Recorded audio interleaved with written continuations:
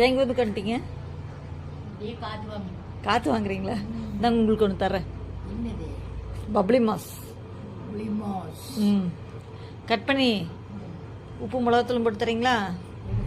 இந்தாங்க.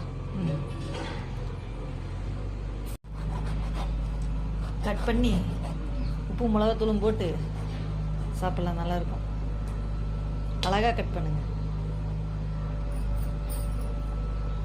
செம. எங்க அழகாக இங்கே பாருங்கள் ஃப்ரெண்ட்ஸ், பப்ளி மாஸ் அழகாக இருக்குது. அழகாக கட் பண்ணிட்டீங்களா? அறுத்துட்டீங்களாம்மா? அடுத்தாச்சு.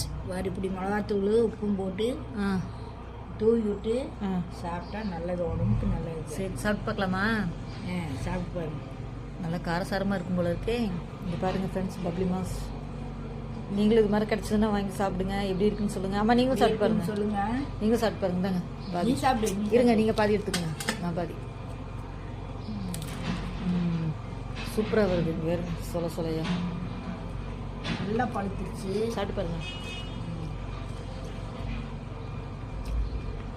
நல்லா இருக்கு. உப்பு மிளகும் போட்டோன்னா சூப்பராக இருக்குது. ஆமாம். ஓகே ஃப்ரெண்ட்ஸ், பாய்.